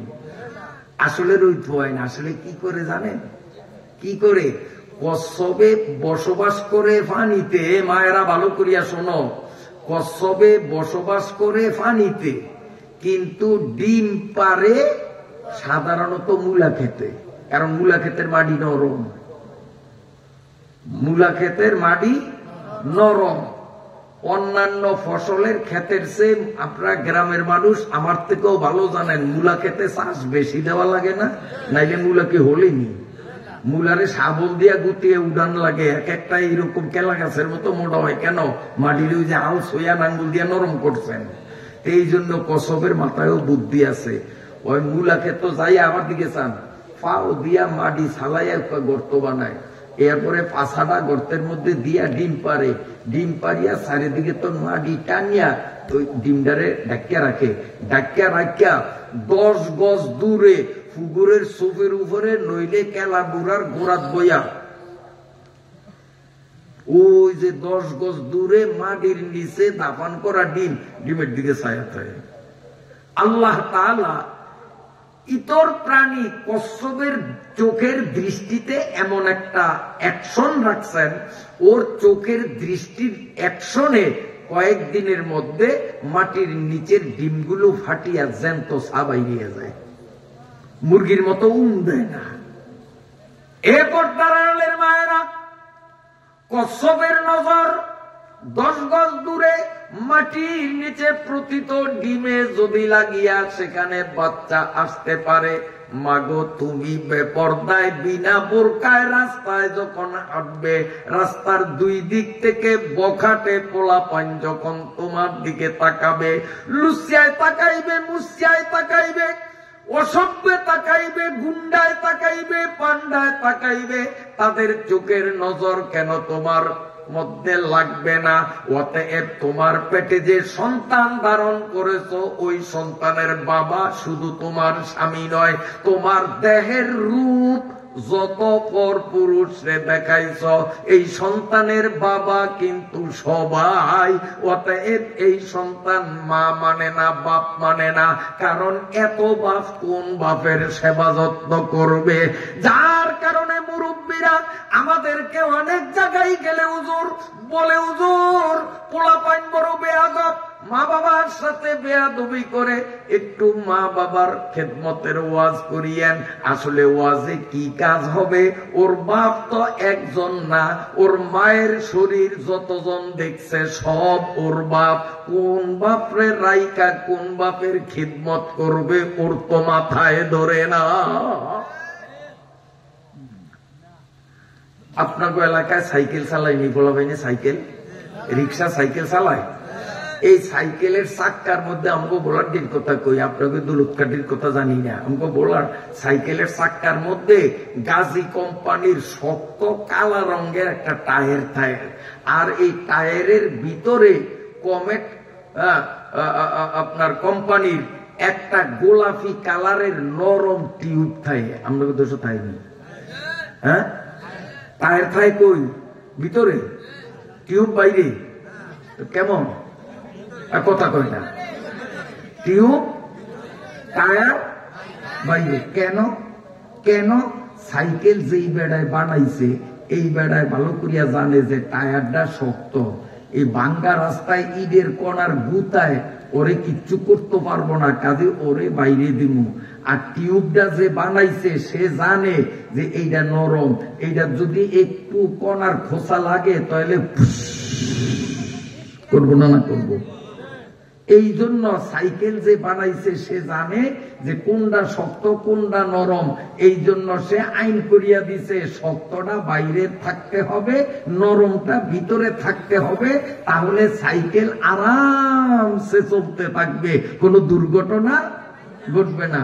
এখন যদি টিউবেরা আন্দোলন করে পুরান যুগের আইন মানি না, এখন ডিজিটাল যুগ, আমরাও টায়ারের পাশে কাঁধে কাঁধ মিলিয়ে সমান তালে সমান অধিকারের দাবিতে টায়ার আর টিউব কাঁধে কাঁধ মিলিয়ে পাশাপাশি অবস্থান নিব।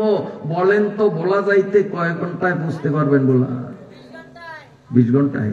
তাও না, ওটা সিটিয়া খালো করবি। তার কারণ টায়ার আর টিউব যখন পাশাপাশি থাকে টিউবের অবস্থা কি হবে?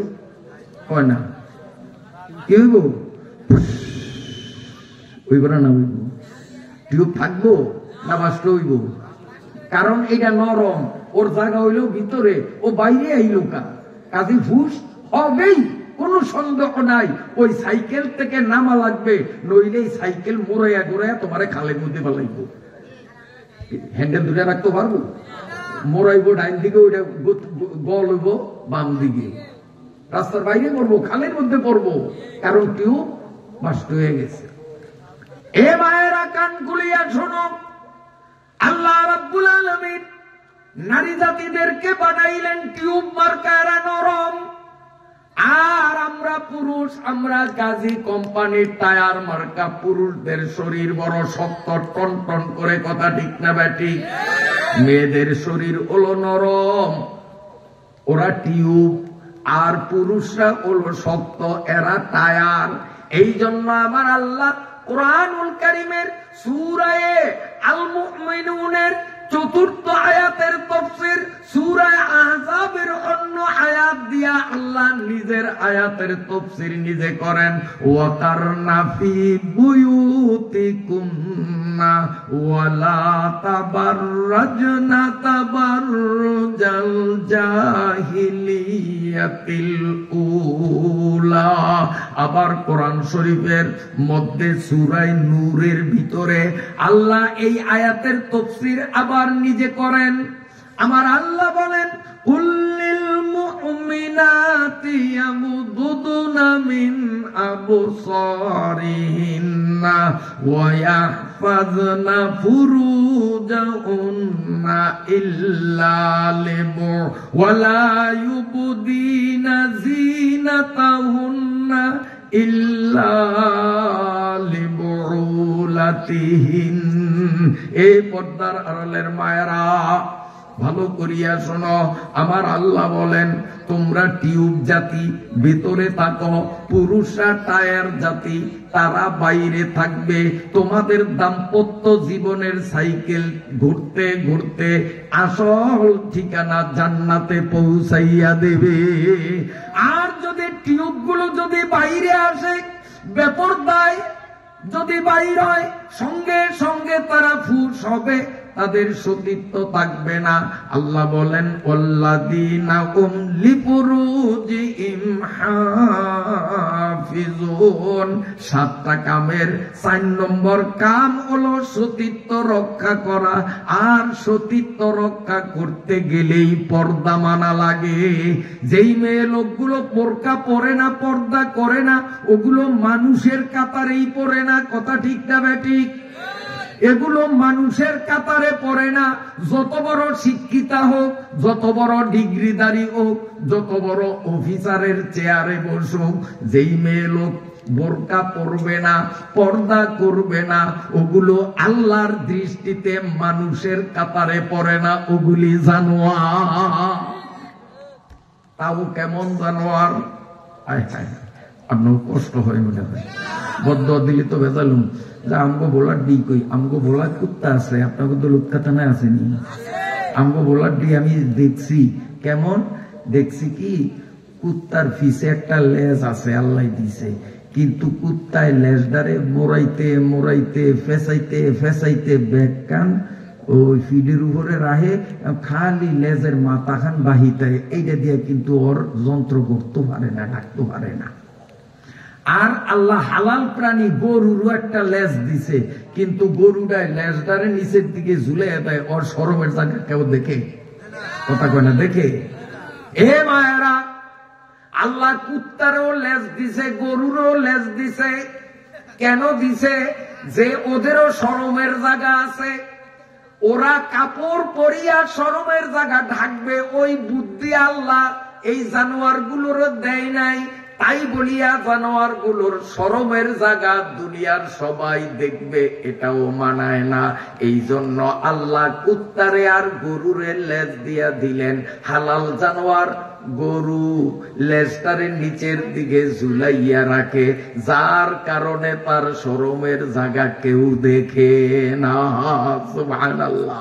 অন্যদিকে কুত্তা, ওর লেজ ছিল, ছাড়িয়া দিলে ওর লজ্জাস্থান কেউ দেখতো না। ঢাকার মতো জিনিস থাকতেও সে ঢাকে না, পেঁচাইতে পেঁচাইতে পিঠের উপরে শেষ করিয়া দেয়। বর্তমান সমাজে আমাদের কিছু মহিলাদের দিকে তাকাইলে দেখি 12.5 হাত লম্বা শাড়ি, এই শাড়িটা দিয়া তার সারা শরীর ঢাকতে পারত কিনা আপনারা বলেন? 12.5 হাত শাড়ি, ভালো মতোই শরীর তার ঢাকতে পারত। ঢাকার মতো জিনিস থাকা সত্ত্বেও ওই খুঁজতে সব কোমরের নিচে শেষ করিয়া শুধুমাত্র আসল খানা বাকি থাকে। পেট ঢাকলে পিঠ ঢাকা যায় না, পিঠ ঢাকলে পেট ঢাকা যায় না। হে মায়েরা, ঢাকার মতো জিনিস কুত্তার আছে, কুত্তায় ঢাকে না। আর তোমারও ঢাকার মতো জিনিস থাকা সত্ত্বেও যদি তুমি না ডাকো, আল্লাহর নবী বলেন আল মারআতু আওরাতুন ইযা খারাজাত ইস্তাশরাফা শাইতান। এই হাদিস দ্বারা প্রমাণ, মহিলাদের মাথার তালু থেকে পায়ের তালু পর্যন্ত সারা শরীরটাই লজ্জাস্থান। শুধু তার পেশাব পায়খানার জায়গায় লজ্জাস্থান নয়, মহিলাদের পুরা শরীরটাই লজ্জাস্থান। পরপুরুষ থেকে এটাকে ঢাকতে হবে। ঢাকার মতো জিনিস পাইয়াও না ঢাকা, এটা কিন্তু কুত্তার স্বভাব। এজন্য ওগুলারে মানুষের কাতারের থেকে বাদ দিছি। আর যেই কয়টায় বোরকা পরে, আমার দিকে চান, যেটি বোরকা পরে, এদিকে একটু তাকান, বোরকাটা নি পরিয়া, এইটা বোরকা ধরিয়া নেন। এরপরে এই যে সামনে একটা পাট আছে না, এইটারে উল্টাইয়া পিছনের দিকে দেয়, মানে মুদি দোকানের জাফ খুলছে, কাস্টমারে যাতে দেখতে পারে কোনানে সদাই কি আছে, গালটা কেমন, ঠোঁটটা কেমন, চোখগুন কেমন, নাক কান কেমন, ভিন বেড়ারা দেখিয়া যাতে মজা নিতে পারে। এই জন্য বোরকার এই মুখোশটা, যেটা দিয়া চেহারা ডাকবে, এইটারে দোকানের জাফের মতো খুলিয়া উল্টাইয়া মাথার উপরে দিয়া দেয় না। মিছা কথা কইলাম? শুধু এই পর্যন্তই না, এরপর আমার দিকে চান, এই যে বোরকা ঠেলিয়া কানের ঘিসে দিয়ে দেয়। তার কারণ ওই যে এই জায়গায় দুগা আছে গোল গোল, কি কয় রে, ঝুমকা, তাও ওনার নিজের না, ওই উত্তর ঘরের আসিয়ার মা বুঝানের তো আওলাত লইছে। কারণ বলা যাইব এমন কেমন দেখা যায় অলঙ্কার ছাড়া গেলে, আর একজনের তো খুঁজিয়া আওলাত লইয়া ওই কানো লাগাইছে, এডি ভিন বেটা করে দেখান লাগবো না।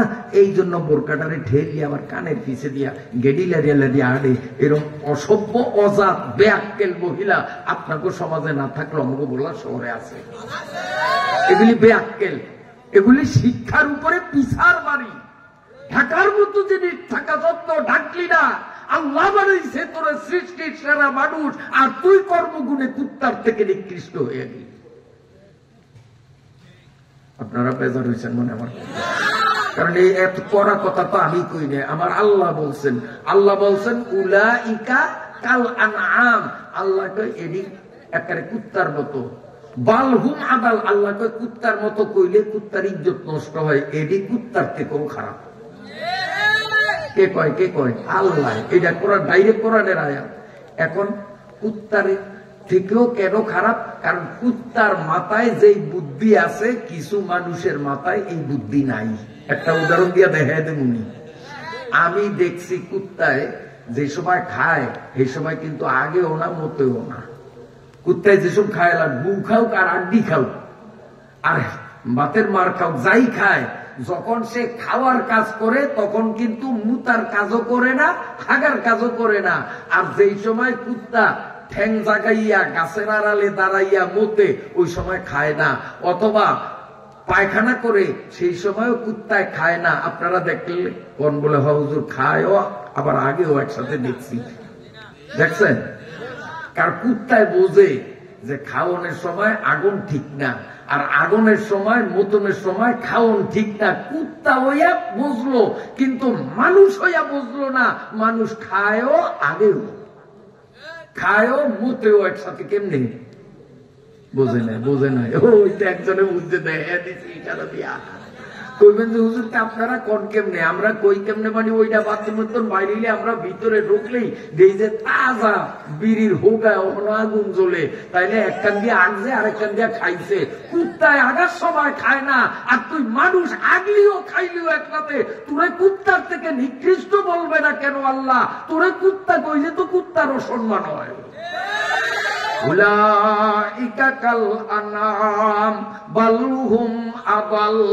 যেই সমস্ত মেয়ে লোকরা শরীয়তের বিধান পর্দা প্রথা মানবে না, এই মহিলাগুলো মানুষের কাতারে থাকে না। আমার আল্লাহ রব্বুল আলামিন বলেন 5 নম্বর হলো ওয়াল্লাযিনা হুম লিআমানাতিহিম, 6 নম্বর হলো ওয়াদিহিম রাউদ। দুইটারে মিলাইয়া বললেন 5 নম্বরে হলো যদি দুনিয়াতে থাকিয়া জান্নাতের টিকিট পাইতে চাও, 5 নম্বর কাজ হলো আমানতের খেয়ানত করা যাবে না। এখন আমানতের খেয়ানত এটার একটু ব্যাখ্যা দেওয়া দরকার, নাইলে তো বুঝলেন না। আমানত আরবি, খেয়ানত আরবি, একটু বাংলা ব্যাখ্যা দেওয়া লাগে না? এই শোনেন, এইটার এক তফসির, কয়েকটা তফসির আছে। এক তফসির হইল, মনে করেন এই মুরব্বী আমারে মনে করেন 20,000 টাকার একটা বান্ডিল দিছে যে হুজুর আপনার কাছে 20,000 টাকা আমানত রাখলাম। এরকম রাখেনি সমাজে? রাখে, এইটার একটা আমানত। এখন আমার কর্তব্য কি? আমার কর্তব্য উনি এই বান্ডিল যেইভাবে দিছেন এই বান্ডিলকে যত্ন সহকারে সেইভাবেই রাখা, ওনার অনুমতি ছাড়া এই বান্ডিল খোলা, এইখান থেকে টাকা সরানো। মনে করেন যে এখানে সব 1000 টাকা নোট, আমার এখন ঢাকা জামু সব হইল আমার 50 টাকা নোট, বড় ফুটলা। এই জন্য আমি যদি এইখান থেকে 3000 টাকার 3টা নোট লইয়া ওই 50 টাকার 3000 টাকা এর মধ্যে থুইয়া দিলাম, আমি কিন্তু চুরি করছি? নিছি কত? 3000, থুইছি কত? কিন্তু ওনার অনুমতি নেই নাই, আমানতের খেয়ানত। কারণ এখান থেকে নোট পরিবর্তন করতে হইলে ওনার অনুমতি নিতে হবে, যে আপনি যে বান্ডিল দিচ্ছেন এখানে আমি 1000 টাকার নোট নিয়ে 50 টাকার নোট রাখতাম চাই, অনুমতি আসেনি। উনি যদি কয় ঠিক আছে আপনি নেন, তাহলে ওর অসুবিধা নাই। কিন্তু ওনার সাথে যোগাযোগ না করিয়া আমি যদি এখান থেকে নোট পরিবর্তন করি তো জান্নাতীদের লিস্টের থেকে আমার নামটা কাটা যাবে। নোট পরিবর্তন করলেই এই অবস্থা। আর যদি চালান সহ হজম করিয়া ফেলায়, বর্তমানে তো চালান সহই হজম করিয়া ফেলায়। আমানত রাখলে, যার কাছে আমানত রাখছে সে যদি সমাজের প্রভাবশালী ব্যক্তি হয়, যে আমানত রাখছে সে যদি দুর্বল পার্টি হয়, অনেক সময় চালান সহ খায়া ফেলায়নি। আপনারা কোন খায় না খায়? ও ভাইরা, এই হলো আমানতের এক অর্থ। আমানতের আরেক অর্থ সন্তান। আমানতের আরেক অর্থ সন্তান। সন্তানগুলোর মালিক কিন্তু আমি না, আপনার সন্তানের মালিকও আপনি না। এই সন্তানগুলো আল্লাহর পক্ষ থেকে আমাদের কাছে আমানত। কইবেন যে হুজুর জন্ম দিছি আমি, আমার পোলা, আমার পোলা না, আপনার পোলা না। আমার কইলেই আপনি মালিক হন না। বহু জিনিসেরই আমরা আমার বলি। যেমন বাসে উঠছি, আমি এইখানে এই সিটে বইছি, বইয়ে আমার রুমালটারে সিটে রাখতে আমি চা খাইতে গেছি, আরেকজন আয়া যদি বইয়ে তো ব্যাটারে উড়িয়ে দিন, এটা আমার সিট, এটা আমার সিট। কই না না কই? তা আমার সিট কইছি দিকে সিটের মালিক আমি, ওইটারে অন্তর বাইয়া বাড়ি টানতাম পারবো? আমার কইলেই মালিক হয় না। আমার পুত, আমার মাইয়া কইতাম পারি, কিন্তু আসলে পোলাপাইনের মালিক আমি না। একটা উদাহরণ দিলে বুঝবেন। আপনার বাড়িতে আইছে বেআই, আপনি আপনার ছাগল জবাই করছেন, আপনার বিরুদ্ধে মামলা হবে কেন? আপনি ছাগলের মালিক, জবাই করার অধিকার আপনার আছে, মামলা হবে না। ছাগল বাদ দিলাম, বড় একটা গরু, দামরা গরুই জবাই দিচ্ছেন বেআইন সম্মানে, মামলা হবে কেন? গরুর মালিক আপনি, আপনার জবাই করার অধিকার আছে। তাইলে আমার গরু, আমার ছাগল, আমি মালিক, জবাই করলে মামলা হয় না। আমার পোলারে জবাই করলো তো মামলা হইব না, বাপে যদি পোলারে জবাই করে মামলা হইব? আরে কেউ মামলা না দিলেও সরকারবাদী মামলা হইব না? না হইব কম? তাহলে পোলার মালিক আমি না, যদি পোলার মালিক আমি হইতাম তাইলে আমার বিরুদ্ধে মামলা হইতো না। ওয়াল্লাযীনা হুম লিআমানাতিহিম ওয়া আহদিহিম রাউন, এই পোলাপানগুলো আমরা কিন্তু এদের মালিক না, এরা আমাদের কাছে আমানত। এই আমানতের প্রতি যত্নবান হইতে হবে, আমানতের খেয়ানত করা যাবে না। আমানতের খেয়ানত হবে এই পোলাপানগুলোকে ছোট্টবেলার থেকে যদি ইসলামী শিক্ষা না দেই, নাবালেগ থাকা অবস্থায় নুরানি বিভাগে অন্তত 4 কিংবা 3 বছর না পড়াই আমানতের খেয়ানত হয়ে যাবে। এই ছোট্ট পোলাপানরে একটুখানি কথাও বলতে পারে না, এই সময় অনেকে আদর করিয়া ডগ, ক্যাট, রেট ইংরেজি শিখায়। বর্তমান সমাজে আছে না নাই? শুয়োর, বিলাই, কুত্তা, উন্দুর এডি শিখায়। এইটা মারফেটেতে দুনিয়াত আয়াসারে নাই, এইটার জেহানের মধ্যে শুয়োর, কুত্তা, বিলাই ঢুকিয়ে দিছে। এইটা যদি ডবল এম এ পাস করে তারপর এটা কুত্তা মার্কা হইব, শুয়োর মার্কা হইব, উন্দুর মার্কা হইব, এটা মানুষ মার্কা হইব না। এইটারে যদি মানুষ মার্কা বানাইতে হয় তাহলে এই আমানতের খেয়ানত না করিয়া নাবালেগ থাকতে থাকতেই নুরানি মাদ্রাসায় অন্তত 3 বছর তারে পড়াইতে হবে। এরপরে আপনি স্কুল কলেজে দেন, কোনো সমস্যা নাই। আর যদি দরিয়াই যদি তারে নুরানি না পড়াইয়া স্কুল কলেজে দেন, ওয়াল্লাযীনা হুম লিআমানাতিহিম ওয়া আহদিহিম রাউন, আমানতের খেয়ানত হইয়া যাবে, জান্নাতের লিস্টির থেকে নাম কাটা যাবে।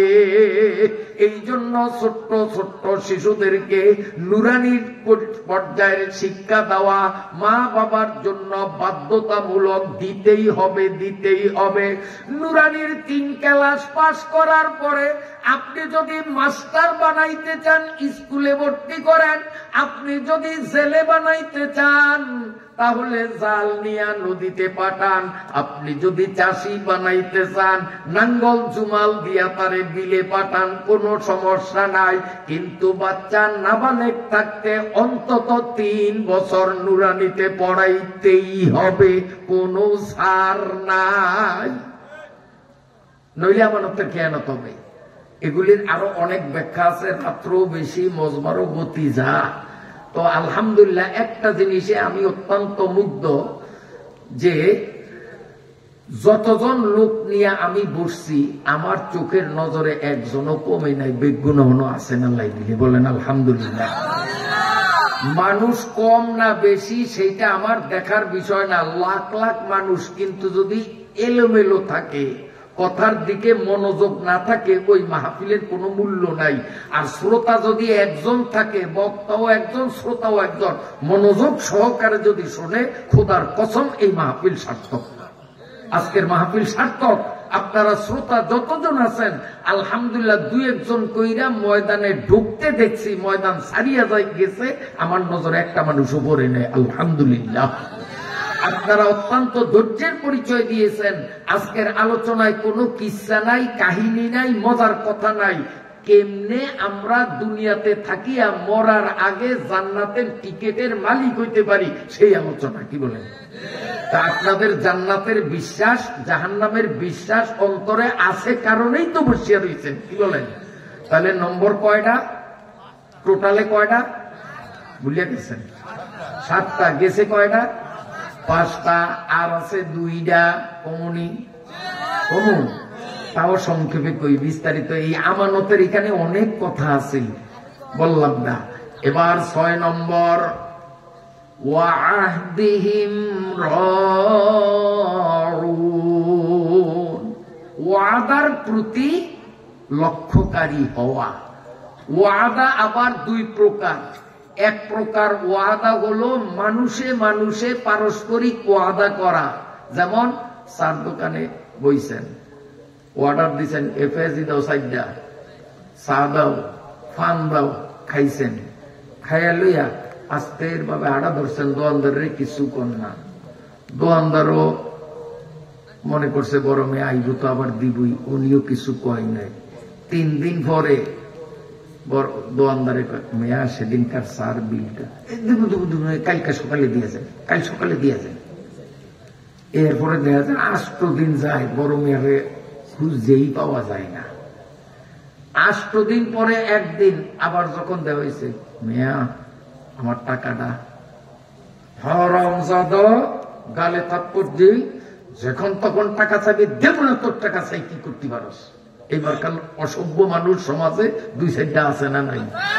এটি মানুষ নামের কলঙ্ক, জালিম, দুজুকি দুজুকি দুজুকি। এক দোকানে বাকি সদায় খাইয়া, টাকা আটকাইয়া, আর ওনার সাথে দেখা দেয় না, এখন নগদ টাকা দিয়ে আরেক দোকান থেকে সদায় খাই, এটিও দুজুকি, এটিও দুজুকি। তোর বিপদের সময় ওই দোকানদার তোরে বাকি দিল, আর এখন নগদ টাকা দিয়ে তুই ভিন্ন জায়গার থেকে সদাই করস। তোর মধ্যে তো মনুষ্যত্ব নাই, তুই মানুষ সুখী জানোয়ার। ওয়াল্লাযীনা হুম লিআমানাতিহিম ওয়া আহদিহিম রাউন। এই আহাদ মানে অঙ্গীকার। অঙ্গীকারের 2 ধরনের ব্যাখ্যা। আমি একটা ব্যাখ্যা দিলাম, আরেকটায় ঢুকলাম না, কারণ ওইটায় ঢুকলে একটু সময় বেশি লাগবে, এই জন্য ওটা বাদ দিলাম। সেটা হলো আল্লাহ এবং বন্দার মাঝে অঙ্গীকার। আল্লাহর সাথে আমাদের কি অঙ্গীকার হয়েছে, কবে হয়েছে, কেমনে হয়েছে, সেই অঙ্গীকার আমরা রক্ষা করছি না ভাঙছি, এগুলির বিস্তারিত ব্যাখ্যায় অনেক সময়ের দরকার, এই জন্য সেই ব্যাখ্যায় গেলাম না। এবার 7 নম্বরেরটা দিয়েই শেষ দেব। 7 নম্বর, এবার 7 নম্বর, ওয়াল্লাযীনা হুম আলা সালাওয়াতিহিম ইউহাফিজুন। আল্লাহ বলেন, ও বান্দা, বেশি না, মাত্র 7টা কাম। 7 নম্বর, 5 ওয়াক্ত নামাজ। সাবালেগ ছেলে, সাবালেগ মেয়ে, শিক্ষিত হোক আর মূর্খ হোক, আলেম হোক, পাবলিক হোক, মাস্টার হোক, যে সাবালেগ হয়েছে তার জন্যই 5 ওয়াক্ত নামাজ বাধ্যতামূলক। আমার আল্লাহ বলেন, 5 ওয়াক্ত নামাজ গুরুত্ব সহকারে আদায় করা। এই 7 নম্বর কাজটা সহ মোট 7টা কাজ যারা করবে, আমি আল্লাহ গ্যারান্টি দিলাম, উলাইকা হুমুল ওয়ারিসুন আল্লাযীনা ইয়ারিসুনাল ফিরদাউসা হুম ফিহা খালিদুন। আল্লাহ বলেন, এই 7 কাম যে করবে সে জান্নাতুল ফিরদাউসের মালিক হয়ে যাবে।